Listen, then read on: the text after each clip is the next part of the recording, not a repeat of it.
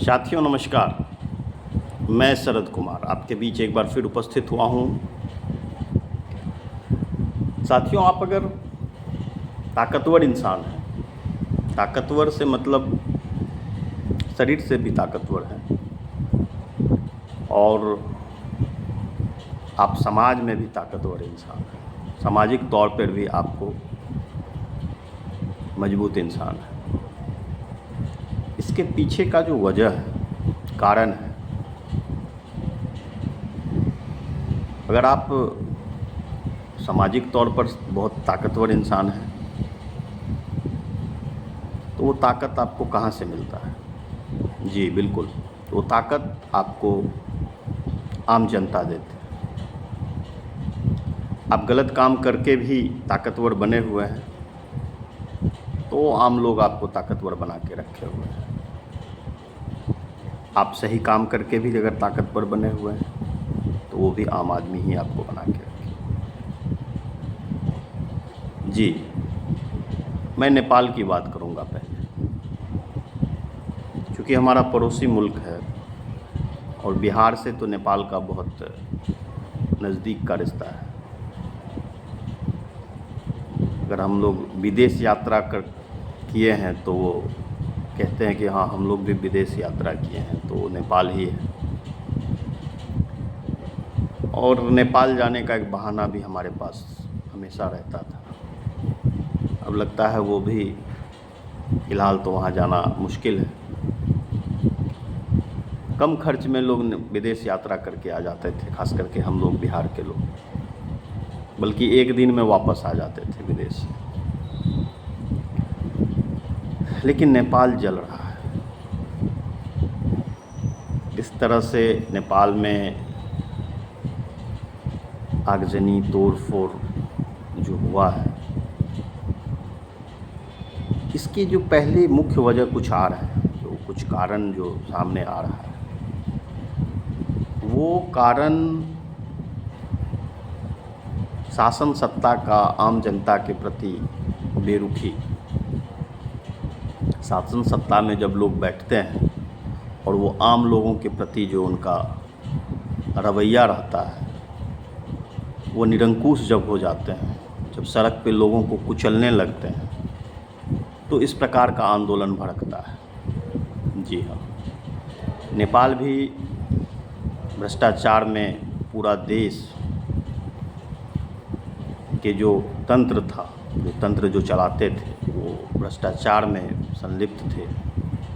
आम आदमी को क्रश किया जाता था और शासन सत्ता में जो बैठे लोग थे उनके जो बाल बच्चे थे वो विदेशों में पढ़ाई कर रहे थे, बहुत लग्जरियस ज़िंदगी जी रहे थे। क्योंकि वो छोटा देश है, चीज़ें वहाँ सामने आ रही थी, लोग सवाल करना शुरू कर दिए थे, लोग सरकार के नीतियों पर उंगली उठाना शुरू कर दिए थे। नेपोटिज्म, परिवारवाद का भी वहाँ लग रहा था कि जो नेता सत्तारूढ़ दल के जो सत्ता के पोषित लोग जो हैं उनके बाल बच्चे ऐशो आराम की ज़िंदगी जी रहे हैं, और आम जो नेपाल का जो आम नागरिक है उन पर रोज़गार रोटी का भी एक आफत बना हुआ था। और ये सब चीज़ें वो आवाज़ नहीं उठाए तो उन्होंने क्या किया कि सोशल मीडिया पे ही बैन लगा दिया। और सोशल मीडिया पे बैन लगाया तो वो चिंगारी भड़क गई। ये आवाज़ उठाने वाले कुछ नेता पहले से वो नेतृत्व कर रहे थे, उनको एक अवसर मिला और पूरा नेपाल जल गया। जल ही नहीं गया,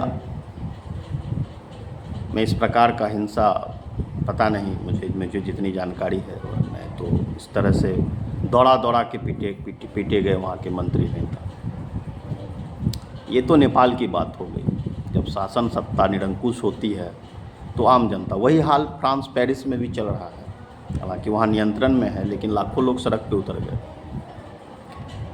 अब यहाँ बिहार में, हिंदुस्तान में, भारत में, बिहार में जब हमारे साथी अपने सवाल को लेकर के पटना के गर्दनी बाग या पटना की सड़कों पे उतरते हैं तो उनको बेरहमी से पीटा जाता है, बेरहमी से। कल परसों की ही बात है, सर्वेक्षण कार्य में जो अमीन थे, जो आंदोलनरत थे, उनको हटा दिया गया क्योंकि वो आंदोलन में थे। और जब वो सड़क पे उतरे तो उनको बेरहमी, महिला और पुरुष, वो 35% आरक्षण और महिला का सम्मान, वो उस समय सब ताक पे रखा गया। वो हथियार लेके तो सड़क पे नहीं उतरे थे, वो हथियार लेके सड़क पे नहीं उतरे थे, वो अपने सवाल को लेकर, अपने रोज़गार को लेकर के सड़क पे थे, अपने मेहनताना को लेकर के इससे पहले वो सड़क पे थे। और फिलहाल जब वो अपनी मेहनताना मांगे तो उनको हटा दिया गया। क्यों? उनको काम का मेहनताना आप जो काम लीजिएगा उनको वाजिब मेहनताना नहीं दीजिएगा। अगर आप वाजिब मेहनताना देने में सरकार असक्षम है तो सरकार के जो नुमाइंदे हैं, जो पदाधिकारी हैं, जो भी लोग हैं सरकारी तंत्र को जो चलाते हैं, उनका ये नैतिक जिम्मेदारी बनता है कि आपसे जो कुछ भी कोई मांगने गया है उसे नैतिकता के आधार पे उसको समझाइए, उनको बताइए कि आपको क्यों नहीं मिलना चाहिए और मिलना चाहिए तो कब मिलना चाहिए। कि आप लाठी से एकदम छोटा-छोट कर दीजिएगा, ना महिला देखेंगे ना पुरुष देखेंगे। तो मैं आज का जो ये वीडियो बनाया हूँ, मैं भड़काने की कोशिश तो नहीं कर रहा हूँ, लेकिन मैं ये बात बताना चाहूँगा, ये जो निरंकुशता हो जाती है ना, सरकार जब निरंकुश हो जाती है, कानून का जब इकबाल आम जनता के मन में, दिल से निकल जाता है, तो नेपाल वाली घटना घटती है। और ये जो लाठी डंडे की सरकार चल रही है, अरे आप लाठी डंडे से जिस तरह से पिटाई करते हैं वो तो आप ही के राज्य के आम जनता है, वो दूसरे देश से थोड़ी आए हैं। आपके राज्य के हैं, आपके देश के हैं, जिनके लिए आप दिन रात माइक पर आम जनों के बीच में कहते हैं कि कोई कहता है मेरे प्यारे भाई बहनों। अरे जब आप कहते हैं मेरे प्यारे देशवासियों, मेरे प्यारे भाई बहनों, प्रियजनों, भाषण में जब शुरुआत करते हैं तो उसमें वो लोग भी आ जाते हैं जिनको लाठी से आप सोटाई करते हैं। और ये मैं इसका पूरा बिहार राज्य राजपत्रित कर्मचारी महासंघ के पदधारक के रूप में, जिला मंत्री सहरसा के रूप में, जो राजस्व विभाग के सर्वेक्षण कार्य में जो अमीन थे, या फिर जितने भी अभ्यर्थी या जो भी लोग वहाँ पर संघर्ष करते हैं, और उनके साथ जब इस तरह की बर्बर घटनाएं होती है तो मैं उसका पुरजोर निंदा करता हूं। और सत्ता में बैठे लोगों को बताना चाहता हूं कि जब इनके मन में भी जब उबाल आएगा, इनके मन में भी जो सवाल आएगा, अगर आप उसका माकूल जवाब नहीं देंगे तो फिर आप जवाब के लिए तैयार रहिए। धन्यवाद।